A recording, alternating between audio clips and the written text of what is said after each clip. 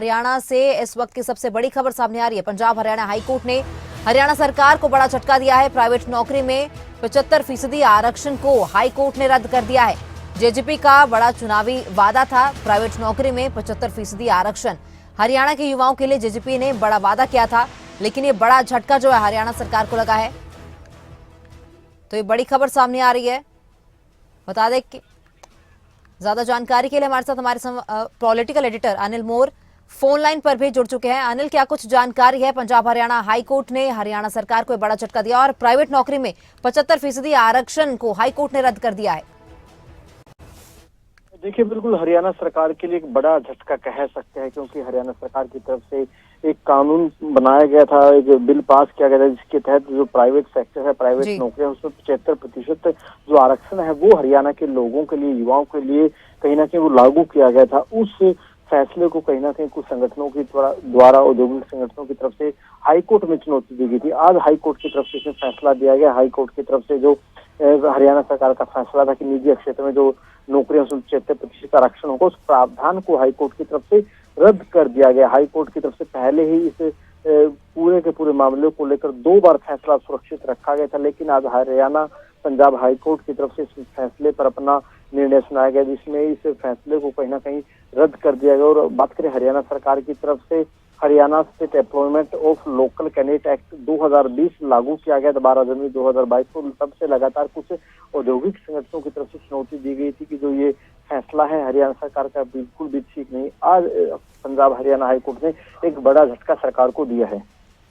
जी अनिल, तमाम जानकारी के लिए आपका बहुत शुक्रिया।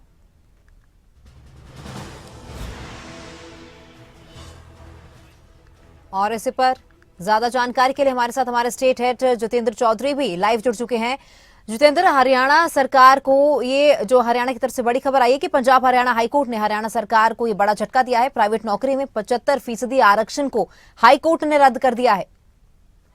देखिए, बिल्कुल तमन्ना, जब गठबंधन की सरकार अस्तित्व में आई थी, यानी जब गठबंधन हुआ था, तो उस वक्त जननायक जनता पार्टी की तरफ से ये कहा गया था कि उनके जो चुनावी वायदे हैं उन पर जो कॉमन मिनिमम जो प्रोग्राम है उस पर अगर सहमति बनेगी तो उसी को लेकर के वो गठबंधन को लेकर सहमति जताएंगे। जिस पर जननायक जनता पार्टी का जो सबसे अहम जो वायदा था वो हरियाणा के युवाओं को प्राइवेट नौकरियों में 75% आरक्षण देने का था। और ये मामला कोर्ट के अंदर जा पहुंचा था पूरे तौर पर सिरे चढ़ने से पहले ही, और हाई कोर्ट में इस मामले की लगातार सुनवाई चल रही थी। प्राइवेट नौकरियों में आरक्षण का ये पूरा मामला था, जिसको लेकर के सरकार ने, हालांकि गठबंधन की सरकार की तरफ से इस मसौदे को तैयार कर दिया गया था, इस बिल को लाया गया था, लेकिन इससे पहले ही हाई कोर्ट के अंदर अगर हम बात करें तो चुनौती दे दी गई थी और हाई कोर्ट में लगातार दलीलें इसको लेकर के चल रही थी। आज ये कहा जा सकता है कि एक बड़ा झटका जननायक जनता पार्टी को सीधे तौर पर लगा है। हालांकि ये झटका सरकार के लिए ही कहा जाएगा, लेकिन जननायक जनता पार्टी चूँकि युवाओं की एक पार्टी के तौर पर और हरियाणा के युवाओं को निजी क्षेत्र के अंदर 75% रोजगार देने की बात लगातार कही जा रही थी, तो ये कहा जा सकता है कि हाईकोर्ट में जो तमाम दलीलें रही उसके बाद हाईकोर्ट ने इसे रद्द करने का फैसला लिया है। और इस फैसले के बाद ये ज़रूर कहा जा सकता है कि अब किस प्रकार से आगे चुनावी समय जो है हरियाणा के अंदर भी आ रहा है, तो अपने आप में सरकार के समक्ष, जननायक जनता पार्टी के समक्ष भी इसको लेकर के तमाम बातें जो हैं वो रहने वाली हैं। हालांकि ये ज़रूर कहा जाएगा कि मामला कोर्ट के अंदर पहुंच गया था और किस तरीके से इस पूरे मसले को लेकर के उनका तर्क जो है वो रहने वाला है। आगे किसी तरीके की तैयारी जो है कोर्ट में ही की जाएगी या फिर क्या रास्ता अख्तियार किया जाएगा, क्योंकि कोर्ट में जाने के बाद किस तरीके के रास्ते बचते हैं, इन तमाम चीज़ों को भी देखना होगा। लेकिन फिलहाल ये ज़रूर कहा जा सकता है कमल कि ये एक बड़ा झटका जो है सरकार को, खासतौर से जननायक जनता पार्टी। तुषार मेहता हमारे साथ एडवोकेट जुड़ चुके हैं। जितेंद्र, उनसे हम बातचीत करते हैं और ज्यादा विस्तार से वो सवालों के जवाब दे सकते हैं। तुषार जी, एक बड़ा झटका हरियाणा सरकार लगा है पंजाब हरियाणा हाईकोर्ट से। डिटेल्ड ऑर्डर में क्या कुछ है, ज्यादा जानकारी आप क्या दे सकते हैं इस पूरे फैसले को लेकर? तुषार जी। सर, अभी ऑर्डर डिटेल्ड तो अभी आया नहीं है जी, प्रोनाउंस हो गया है, तो आने में 1-2 दिन उम्मीद रखता हूँ कि मैं ऑर्डर अवेलेबल हो जाएगा हमें जी। बाकी ये है कि 75% जो रिजर्वेशन स्टेट ऑफ हरियाणा ने की थी प्राइवेट जॉब्स में, उसको हाईकोर्ट ने रद्द कर दिया है, ये होल्ड करके कि ये अनकंस्टिट्यूशनल है और संविधान के दायरे में नहीं है। किस तरह की दलीलें थी कोर्ट में, बता सकते हैं आप, हाई कोर्ट में? मेनली तो देखिए, हम यही चीज आर्ग्यू कर रहे थे कि कॉन्स्टिट्यूशन प्रोवाइड नहीं करता इस तरह की कोई रिजर्वेशन। आर्टिकल 14 की वायलेशन है, राइट टू इक्वालिटी, आर्टिकल 16 की वायलेशन है जी। सो इंडिया का जो कॉन्सेप्ट है एज अ स्टेट, एक सिटीजन इंडिया का है, वो पूरे हिंदुस्तान में कहीं भी काम कर सकता है जी। अगर इस तरह से स्टेट्स को परमिट कर दिया जाएगा कि हरियाणा वाले अपने लोगों को प्रमोट कर रहे हैं या पंजाब वाले अपने प्रमोट कर रहे हैं, तो जो यूनिटी का कॉन्सेप्ट है वो कॉन्सेप्ट फेल हो जाएगा। जी जी, हमारे साथ हमारे स्टेट हेड भी जुड़े हुए हैं, जितेंद्र चौधरी, आपसे सवाल करना चाहते हैं तुषार जी। जितेंद्र, सवाल कर सकते हैं आप। देखिए बिल्कुल तुषार जी, आपने याचिकाकर्ता की तरफ से दलील या फिर जो यूनिटी के राइट को लेकर के जो भी आर्टिकल 14 के तहत जो बात है वो तो बताई है, लेकिन सरकार का इसको लेकर के क्या पक्ष रहा कोर्ट के अंदर, जिसे ये कहा जा सकता है कि जिस दलील को कोर्ट की तरफ से नहीं माना गया है और याचिकाकर्ता की बात को यहाँ पर माना गया है, सरकार का क्या पक्ष था? सरकार ये कहना चाह रही थी कि उनके पास इख्तियार है, वो जो कर रहे हैं वो कॉन्स्टिट्यूशन के दायरे में परमिटेड है। सरकार को जस्टिफाई करनी थी और हमने यही चीज हाईलाइट करनी थी अपनी तरफ से कि जो सरकार का कदम है वो संविधान के दायरे में नहीं फॉल करता, इस तरह का रिजर्वेशन परमिट नहीं करता संविधान।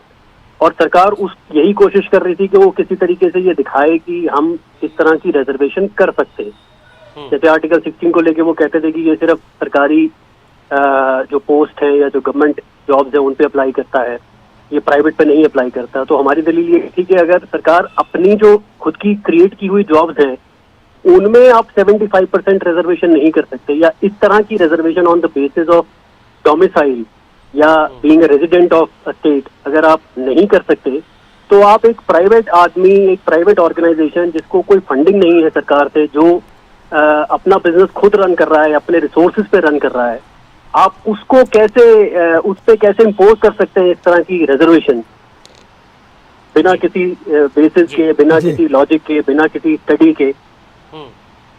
जी तुषार जी, एक सवाल मेरा भी है। जितेंद्र, एक सवाल है मेरा, मैं बीच में पूछ रहा हूँ क्योंकि बहुत से हमारे मन में सवाल है। तुषार जी, आपका थोड़ा समय और चाहिए। ये याचिका दर्शकों की जानकारी के लिए बताइए, किसने लगाई थी, कब से सुनवाई चली आ रही थी, यहाँ तक फैसले तक पहुँचने में कितना समय लगा थोड़ा सा डिटेल में बताइए। देखिए, ये जो कई एसोसिएशंस ने अलग अलग पिटीशन फाइल की थी जी। मैंने जो पिटीशन फाइल की थी वो IMT मानेसर एसोसिएशन और मानेसर इंडस्ट्रियल वेलफेयर एसोसिएशन की तरफ से फाइल की थी और उनके मेंबर्स की तरफ से फाइल की जी। बाकी फरीदाबाद इंडस्ट्रियल एसोसिएशन ने भी फाइल की थी, गुड़गांव इंडस्ट्रियल एसोसिएशन ने भी फाइल की थी जी। सो अलग अलग इंडस्ट्रियल ऑर्गेनाइजेशंस जो इससे अफेक्ट हो रही थी या जिनके मेंबर्स अफेक्ट हो रहे थे उन्होंने पिटीशन फाइल की थी। ये एक्ट आया था 2021 में और 2021 में पिटीशन फाइल हो गई थी, 22 में हमने फाइल की, तो अब 1.5-2 साल, पौने 2 साल के बाद ही फैसला आया जी। जितेंद्र, इस पर कोर्ट का क्या कहना था साफ तौर से? तुषार जी, दोनों तरफ की दलील तो आपने बता दी, कोई टिप्पणी या ऑर्डर में कोई बात जब डिटेल जब ऑर्डर जब डिटेल आएगा, एग्जैक्टली रीजन क्या साइन किए कोर्ट ने वो तो तब पता लगेगा, बट ब्रॉडली यही टर्म्स में होगा जो बहस हुई है, जो हमारी तरफ से बहस है या जो दूसरी तरफ ने डिफेंड करने की कोशिश की है। तो आर्टिकल 14, आर्टिकल 16 इन सब की वायलेशन को लेके ही कोर्ट में कोर्ट का ऑर्डर इस पे बेस्ड होगा, जहां तक मुझे लगता है। बाकी जब एक बार ऑर्डर आएगा, आज में, कल में, परसों में, जब भी अवेलेबल होगा, तो मैं आपको पढ़ के सरकार के पास क्या रास्ते बचते हैं? आपने ये सरकार इसको चैलेंज कर सकती है सुप्रीम कोर्ट में। ठीक है, अभी क्या समझे तुषार जी, जैसे हाईकोर्ट ने इसे स्क्वैश कर दिया है, तो अब आगे क्या, इसे एक्ट को अब क्या माना जाए, ना माना जाए? एक्ट कैसे स्क्वैश हो गया है तो एक्ट की अब कोई वैलिडिटी नहीं आज से, मतलब इस फैसले के तुरंत बाद से, या जो ऑर्डर डिटेल आएगा सरकार के पास जाएगा उसके बाद से?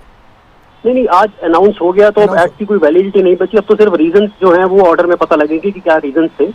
अदरवाइज जब कोर्ट ने अनाउंस कर दिया है तो एक्ट आज की डेट में वो खत्म हो गया।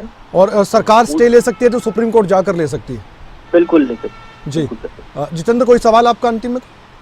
जी, बहुत शुक्रिया तुषार जी, आपका आपने विस्तार से इसको लेकर के जानकारी। तुषार जी, बहुत बहुत धन्यवाद आपका। जितेंद्र, अब थोड़ा सा आप ज्ञानवर्धन कर लीजिए इस खबर में दर्शकों की जानकारी के लिए। शुरुआत से लेकर अब तक आप पूरा मामला समझ चुके होंगे, क्या हुआ, क्या दलील दी गई, एक बार दर्शकों की जानकारी के लिए अपनी जुबानी शुरू से लेकर विस्तार तक अब तक का पूरा मामला बता दीजिए। देखिए बिल्कुल कमल, जिस तरीके से हमने अभी जो वकील थे याचिकाकर्ता के, तुषार, उनसे भी हमने बात की और उनका साफ तौर से ये कहना था कि जिस प्रकार से ये एक्ट आया था 2021 में, उसके बाद से ही इस पर जो पटिशन्स हैं वो लगना शुरू हो गई थी। IMT मानेसर एसोसिएशन की तरफ से जो एक याचिका यहाँ पर लगाई गई थी और उस याचिका की सुनवाई आज हुई थी, जिसको एडवोकेट तुषार जो है रिप्रेजेंट कर रहे थे। सीधे तौर पर यहाँ पर यूनिटी की बात कही गई है, आर्टिकल 14 का हवाला देते हुए कि अगर अलग अलग राज्यों के अंदर इस प्रकार से आरक्षण दिया जाने लगेगा तो फिर जो देश की एकता अखंडता की बात कही गई है आर्टिकल 14 के अंदर, वो कहीं नहीं बचती है। इससे बहुत ज़्यादा गलत प्रभाव जो है वो इस पर पड़ते हुए नज़र आएगा। दूसरी तरफ सरकार की तरफ से आर्टिकल 16 का जो हवाला है वो कोर्ट के अंदर दिया गया था, जिस तरीके की जानकारी एडवोकेट तुषार की तरफ से भी दी गई है, जिसमें बताया कि गवर्नमेंट जॉब्स को ये किसी भी तरीके से प्रभावित नहीं करता है। इस प्रकार की दलीलें दोनों ही पक्षों के तरफ से सामने आई है।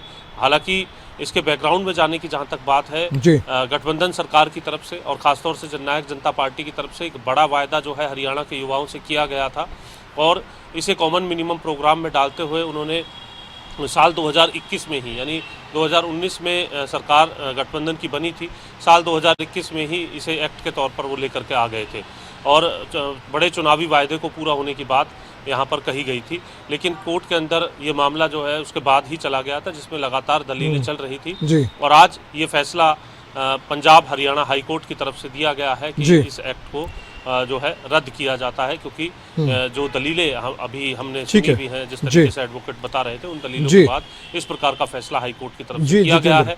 आगे अगर रिलीफ की कोई बात होगी तो सरकार इस मसले पर जो रास्ता है वो सुप्रीम कोर्ट का अख्तियार। जितेंद्र, पॉलिटिकली भी समझने का प्रयास करते हैं, हमारे साथ हमारे पॉलिटिकल एडिटर अनिल मोर भी जुड़ चुके हैं। अनिल, इससे पहले आपसे बातचीत हुई है और आपने विस्तार से बताया भी है इस फैसले के बारे में। हमने अभी तुषार जी जो एडवोकेट है उनसे बातचीत भी की है, याचिकाकर्ता के वकील थे, उन्होंने विस्तार से दर्शकों को समझाया भी। लेकिन इस फैसले का पॉलिटिकल क्या असर पड़ सकता है अनिल? संपर्क टूट चुका है, ये सवाल मैं आपसे लेना चाहूंगा जितेंद्र। देखिए, सीधे तौर पर एक वायदा जो है वो किया गया था। राजनीतिक तौर पर जब ऐसे कुछ विषय आते हैं तो दलील में जो है सरकार किस तरीके से पेश कर पाई है, इन बातों को लेकर के जो राजनीतिक वार पलटवार हैं वो ज़रूर देखने के लिए मिलते हैं। आमतौर पर ये कहा जाता है कि दलील जो है वो ठीक प्रकार से कोर्ट के अंदर नहीं रखी गई होगी, उसके बाद ऐसा हुआ है। इस तरीके के सवाल जो है वो आमतौर पर विपक्ष जो है इससे पुराने कोर्ट के जो मसले होते हैं, अगर ऐसा कुछ होता है तो इन विषयों को जो है उठाते हुए नज़र आता है। तो वहीं जेजेपी की तरफ से ये एक चुनावी वायदे में इसे अब तक जो है ग्रीन मार्क के साथ जेजेपी ज़रूर देख रही होगी। सरकार के स्तर पर भी अगर हम बात करें, क्योंकि कोई इस प्रकार का एक्ट अगर हाई कोर्ट में जाकर के गिरता है या रद्द किया जाता है तो इससे एक बड़ा असर जो है वो रहने वाला होता है। और हरियाणा के युवाओं के लिए 75% निजी क्षेत्र में आरक्षण देने का ये पूरा मामला था, तो ये कहा जा सकता है कि एक बड़ा झटका जो है वो सरकार की तरफ से पंजाब हरियाणा हाई कोर्ट को के हवाले से जो है आज देखने के लिए मिला है। चुनावी मौसम आने से पहले ये फैसला आना थोड़ा सा मुश्किलें बढ़ा सकता है सत्ता पक्ष में? देखिए, बिल्कुल, क्योंकि ये तमाम अनिल मोर जुड़ गए, एक बार उनसे ही सवाल कर लेता हूं मैं, क्योंकि उनसे मैं पहले भी सवाल कर रहा था। जितेंद्र, अनिल मोर, पॉलिटिकल तरीके से मैं पूछ रहा था, पॉलिटिकल एडिटर होने के नाते आप क्योंकि हरियाणा की राजनीति को समझते हैं, जितेंद्र समझते हैं, ये पूरा मामला हम समझ चुके हैं, लेकिन राजनीतिक तौर पर इसका असर कितना आप मानते हैं हरियाणा की राजनीति में इस फैसले का? देखिए, राजनीतिक तौर पर भी एक बड़ा कहीं ना कहीं नुकसान थोड़ा बहुत कह सकते हैं, क्योंकि देखिए जब जेजेपी की बात है, जेजेपी की तरफ से तो जब सरकार की तरफ से फैसला लिया गया, इस फैसले को पूरा भुनाया गया था, क्योंकि जेजेपी का जो मैनिफेस्टो था उसमें जेजेपी की तरफ से तो वायदा किया गया था कि हरियाणा के युवाओं को जो प्राइवेट सेक्टर में रोजगार देंगे, उसके लिए आरक्षण की सुविधा लागू करेंगे। तो ऐसे में कहीं पॉलिटिकल तौर पर भी, क्योंकि जैसा जेजेपी ने क्रेडिट लिया भी था कि हमने अपना बड़ा मैनिफेस्टो जो बड़ा वायदा था युवाओं के लिए, वो वायदा पूरा कर दिया है, हमने नया जो एक कानून है वो बना दिया है। लेकिन अब कहीं ना कहीं बड़ा नुकसान हम जेजेपी के लिए भी कह सकते हैं, क्योंकि देखिए जब आपने भले ही कहीं ना कहीं युवाओं को आरक्षण देने का जो प्रावधान है वो लागू किया था, लेकिन पंजाब हरियाणा हाईकोर्ट ने सरकार को एक बड़ा झटका दे दिया। तो ऐसे में जेजेपी के लिए एक बड़ा फैसला है, क्योंकि रोजगार हरियाणा में देखिए कमल बड़ा मुद्दा है। कांग्रेस की सरकार को घेरती है, उनमें सबसे बड़ा मुद्दा रोजगार होता है। रोजगार के मुद्दे पर कांग्रेस की तरफ से सरकार को हमेशा घेरा जाता है। अब ऐसे में जब सरकार को झटका लगा है तो ऐसे में कहना चाहिए सरकार के लिए एक कंफर्टेबल स्थिति हम नहीं कह सकते फिलहाल।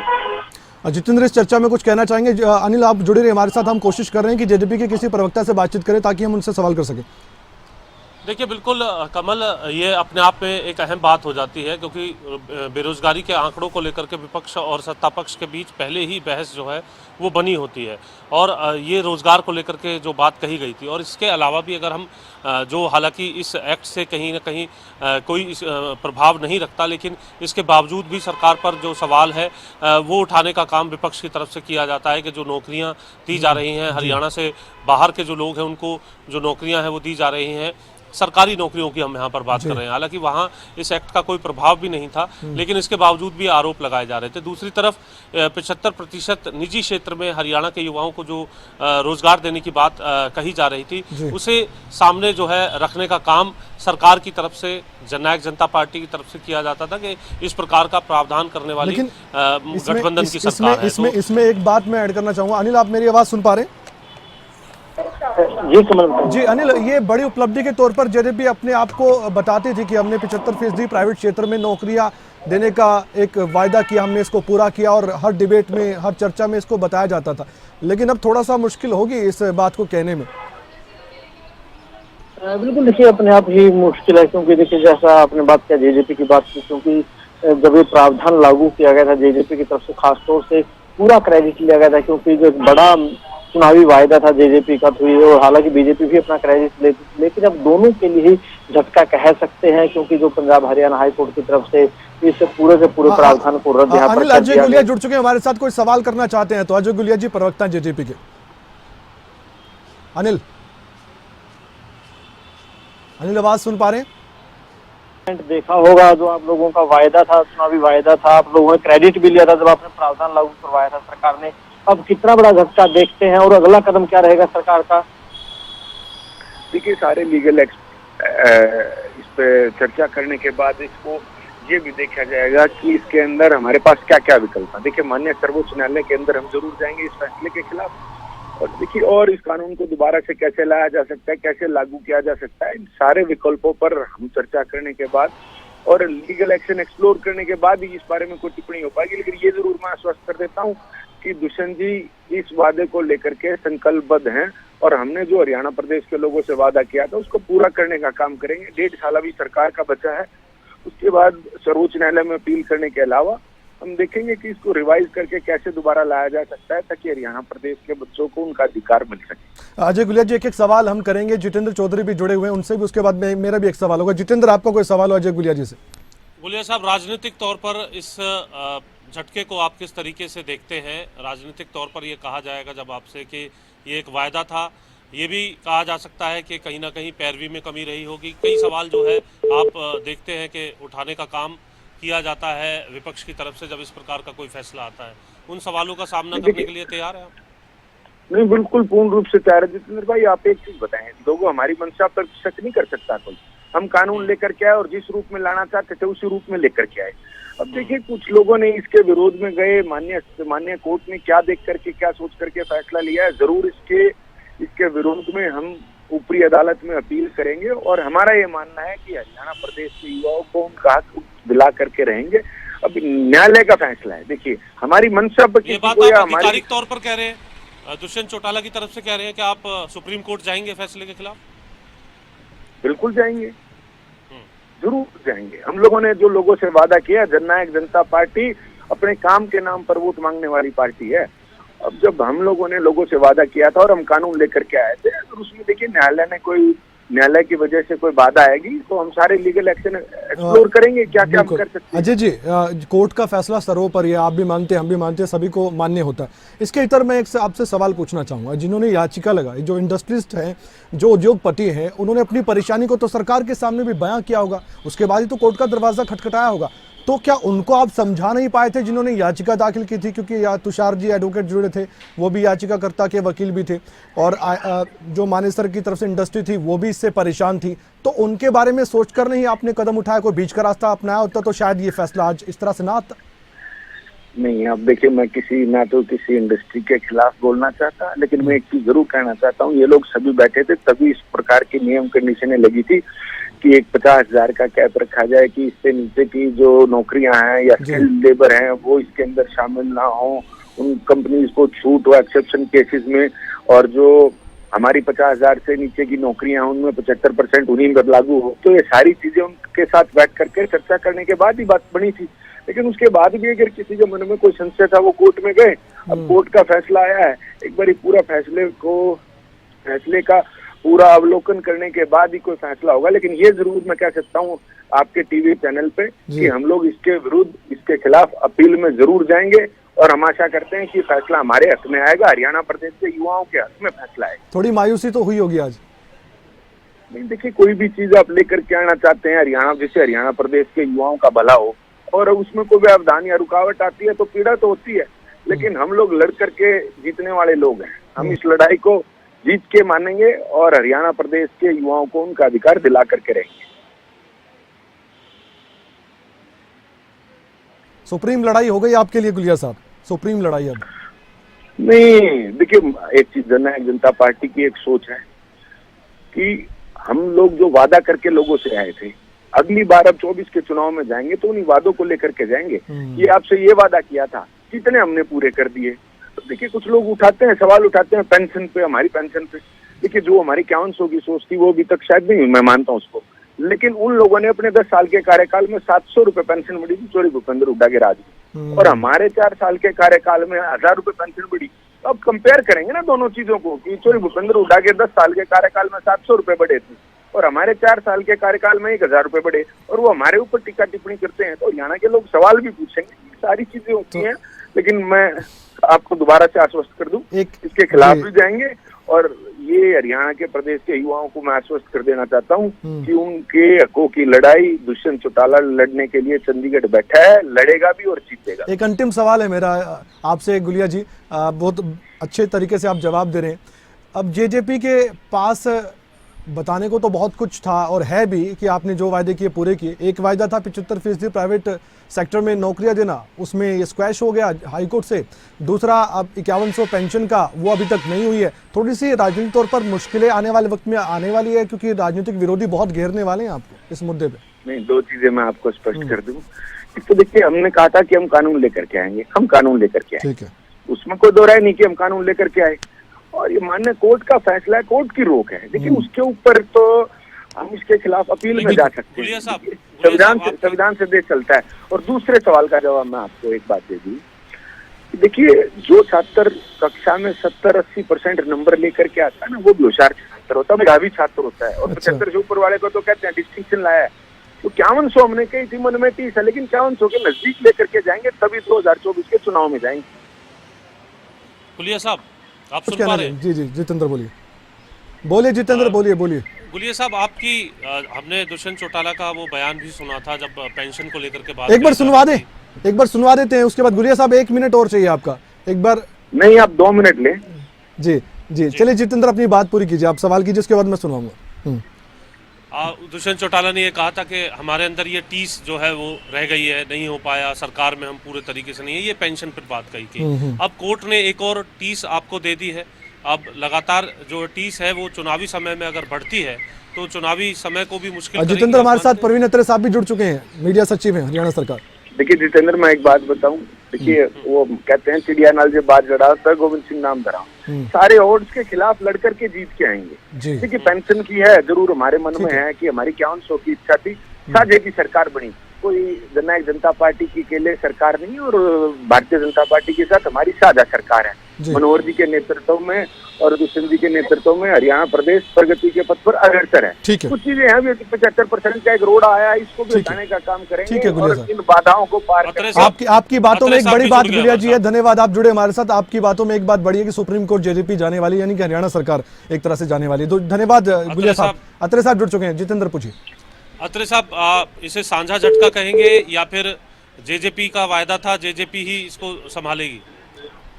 नहीं, देखिए, ऐसा है कि जब कोई वायदा, जिस तरह से नोटिफिकेशन हुआ, 75 आरक्षण हुआ, स्वाभाविक है वो सरकार ने किया। हमें इस बात को समझना पड़ेगा, हरियाणा सरकार ने एक कदम उठाया था हरियाणा के युवाओं के लिए। अब उसके अंदर अगर एक बदलाव कोर्ट के मार्फत आया है तो उसके ऊपर सरकार देखेगी कोर्ट ने जो कहा है, और कोर्ट लिखित में किस तरह का ऑर्डर आता है, उसको एक बार देखने के बाद उस पर आगे बढ़ा जाएगा। क्योंकि सरकार का एकमात्र उद्देश्य है कि हरियाणा के युवाओं को हरियाणा के उद्योगों में ज्यादा से ज्यादा रोजगार मिले, उनकी हिस्सेदारी ज्यादा हो।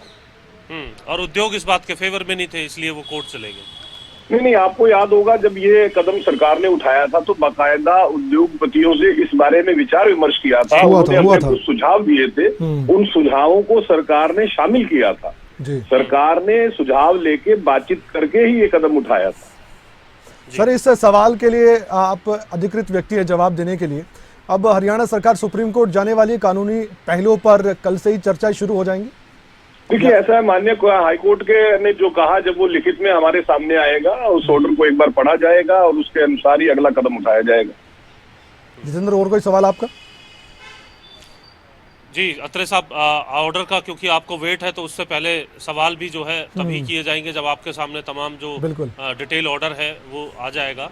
और फिलहाल ये जरूर कहा जा सकता है, यूनिटी की बात कही जा रही थी कोर्ट के अंदर, ये कहा जा रहा था कि जो देश की अखंडता या यूनिटी की हम बात करते हैं, अगर अलग अलग जगह इस प्रकार के कानून आएंगे तो फिर जो एक नागरिक एक देश वाली जो बात है वो कहीं ना कहीं उस पर सवालिया निशान लगते हुए नजर आएंगे। कुछ आर्टिकल्स का हवाला भी दिया था, वो बड़ी कोर्ट की टेक्निकल बात है। हमारे साथ वकील भी जुड़े थे, उन्होंने आर्टिकल 14 का कोई हवाला भी यहाँ पर दिया था। इन तमाम बातों को किस तरीके से आप लीगली देखते हैं, पॉलिटिकली देखते हैं, उस पर अपनी एक टिप्पणी जरूर हम चाहेंगे आपकी तरफ से। देखिए जितेंद्र जी, जो लीगल एस्पेक्ट है, लीगल एस्पेक्ट में तो बात नहीं करूंगा क्योंकि मैं कानून का कोई जानकार नहीं हूँ, लेकिन पॉलिटिकल एस्पेक्ट पे जरूर बात करूँ। जी, जो हरियाणा प्रदेश के अंदर जो उद्योग, जो इंडस्ट्रीज है, स्वाभाविक है, जिन रिसोर्सेज का यूटिलाइजेशन किया जाता है, उन रिसोर्सेज के ऊपर हरियाणा के नागरिक का हक है, ये हम सब जानते हैं।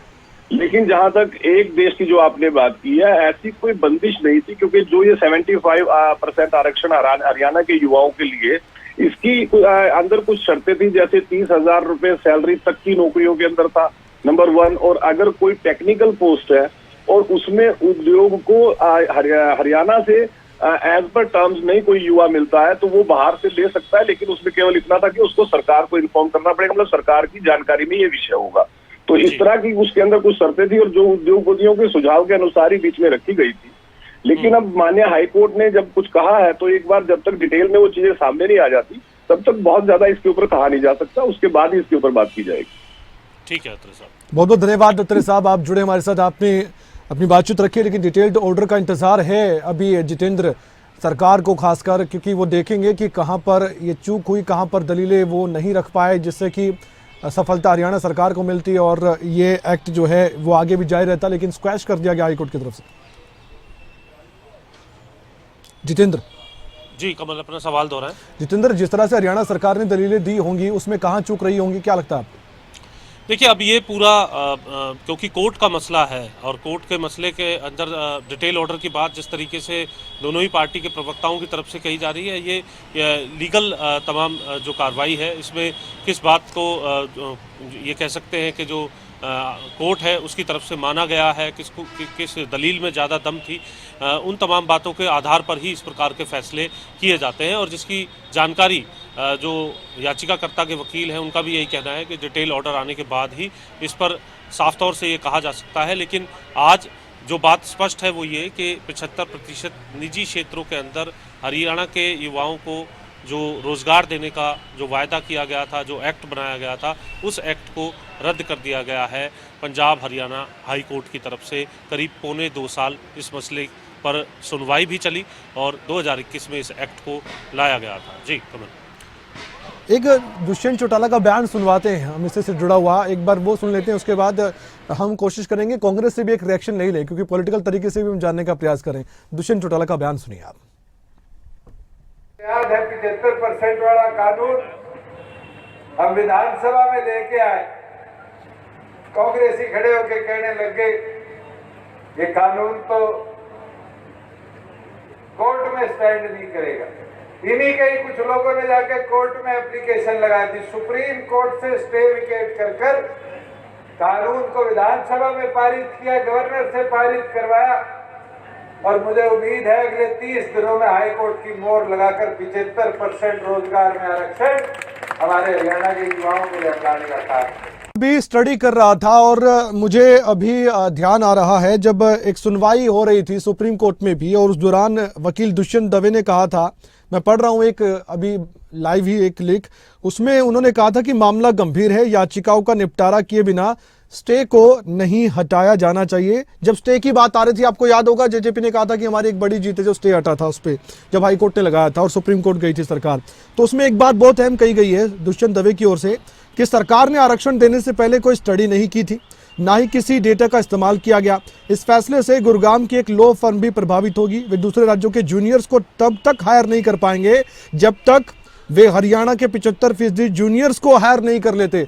जितेंद्र, देखिए बिल्कुल कमल, ये तमाम बातें निकल कर के सामने आई थी। दुष्यंत चौटाला जो है इस पूरे मसले पर कोर्ट तक का रास्ता किस प्रकार से अख्तियार किया, इस बात से इनकार नहीं किया जा सकता कि जननायक जनता पार्टी इस मंशा के साथ आगे नहीं बढ़ रही थी। लेकिन आज क्योंकि कोर्ट की तरफ से ये निर्णय है, इसे एक झटके के तौर पर जननायक जनता पार्टी मान रही है। अभी कुछ देर पहले उनके प्रवक्ता भी इस बात को मान रहे थे कि हरियाणा के युवाओं के लिए एक अच्छी मंशा के साथ इस प्रकार का कानून लाने की एक सोच जननायक जनता पार्टी की थी, लेकिन वो कोर्ट के अंदर स्टैंड नहीं कर पाया। हालांकि दुष्यंत चौटाला खुद भी ये कह रहे हैं कि अभी हमने जो क्लिप सुनी है उसके अंदर उनका ये भी कहना था कि कांग्रेस के कुछ लोग हैं, उनकी तरफ से याचिका लगाई गई है, या फिर कांग्रेस का ये भी कहना है कि ये कानून कोर्ट में जाकर के स्टैंड नहीं करेगा। आज की स्थिति में अगर हम बात करें तो कांग्रेस के वो जो भी लोग उस वक्त ये बात कह रहे थे, आज अपनी पीठ इस बात को लेकर थपथपा रहे होंगे कि कोर्ट ने उनकी बात पर मोहर लगाई है और दुष्यंत चौटाला के समक्ष इस मसले पर किस तरीके का रास्ता अब आगे अख्तियार होगा, क्या बयान दिए जाएंगे, ये तमाम बातें अब जननायक जनता पार्टी के तमाम नेताओं के समक्ष यहाँ पर ज़रूर बनती नज़र आती है, क्योंकि एक बड़े वायदे के तौर पर उनकी तरफ से इसे देखा जा रहा था, जिसे एक एक्ट का रूप जो है वो दे भी दिया था। लेकिन कोर्ट के अंदर इस पूरे मसले पर लगातार सुनवाई जारी थी और आज जो है कोर्ट ने ये फैसला किया है कि हरियाणा के युवाओं को निजी क्षेत्र के अंदर जो 75% का आरक्षण की बात कही जा रही थी, उसे अब कोर्ट की तरफ से रद्द कर दिया गया है। जी, एक बार फिर से बड़ी जानकारी, बड़ी खबर आपके सामने है। पंजाब हरियाणा हाई कोर्ट ने आज जो एक बड़ा फैसला सुनाया है। मामला लगातार चल रहा था कोर्ट में, हाई कोर्ट में, और उसके बाद हाई कोर्ट ने सुनवाई लगातार की और आखिरकार एक बड़े झटके के तौर पर हरियाणा सरकार के लिए इसे देखा जा रहा है। जेजेपी का बड़ा चुनावी वायदा था कि हरियाणा के युवाओं को 75% प्राइवेट सेक्टर में आरक्षण नौकरी का देना है, लेकिन फिलहाल ये स्क्वैश हो गया, यानी कि इसे रद्द कर दिया गया है। अब आगे क्या कानूनी पहलू होंगे, डिटेल्ड ऑर्डर आएंगे, हम भी उसका इंतजार कर रहे हैं, क्योंकि ज़्यादा टिप्पणी हम भी नहीं कर सकते। ये हाई कोर्ट का मसला है, हाई कोर्ट का सम्मान है इस बात में कोई भी निर्णय हो। और ये अजय गुलिया साहब जो जुड़े थे जेजेपी के प्रवक्ता, उनकी ओर से भी कहा गया था। एक बार फिर से सुनवाते हैं कि जब इस पर बात हो रही थी और जब कोर्ट में मामला चला गया था तो पुराना बयान था दुष्यंत चौटाला का, वो क्या कह रहे थे, एक बार फिर से आप सुनिए। याद है 75% वाला कानून हम विधानसभा में लेके आए, कांग्रेसी खड़े होके कहने लगे ये कानून तो कोर्ट में स्टैंड नहीं करेगा। इन्हीं के ही कुछ लोगों ने जाके कोर्ट में एप्लीकेशन लगाई थी, सुप्रीम कोर्ट से स्टे विकेट कर कानून को विधानसभा में पारित किया, गवर्नर से पारित करवाया, और मुझे उम्मीद है अगले 30 दिनों में हाई कोर्ट की मोहर लगाकर 75% रोजगार में आरक्षण हमारे हरियाणा के युवाओं के लिए अपनाने का कार्य। रविंद्र ढोल साहब हैं, पेशे से वकील भी हैं हाई कोर्ट में ही और कांग्रेस के प्रवक्ता भी हैं। ढोल साहब, वकील के तौर पर भी और एक नेता होने के तौर पर भी, दोनों मिक्स करके आप रिएक्शन दे दीजिए। समय की भी कमी है, काफी देर से जुड़ने का प्रयास कर रहे थे हम आपसे, आपका रिएक्शन क्या है सर इस पर? देखो, रिएक्शन ये है कि एक स्वाभाविक सा फैसला है। हालांकि हम चाहते हैं कि हरियाणा के लोगों को इस प्रकार से आरक्षण मिले, लेकिन जिस प्रकार का ये बिल पुअरली ड्राफ्टेड बिल था, इसमें कोई दो राय नहीं थी कि इंडस्ट्रियल एसोसिएशन इसको कोर्ट में लेकर के जाएगी, कोर्ट इसको खारिज करेगी। जितेंद्र, आपको कोई सवाल अगर हो तो, समय की कमी है थोड़ा। जितेंद्र, रविंद्र ढोल साहब हैं हमारे साथ। ढोल साहब, अंतिम सवाल मेरा आपसे है, क्योंकि आपके पास भी समय की कमी रहती है। ये पूरा मामला किस तरह से हम देखें, शुरुआत से लेकर अभी तक जो सुनवाई हुई हाईकोर्ट में, कहाँ चूक रही होगी हरियाणा सरकार से?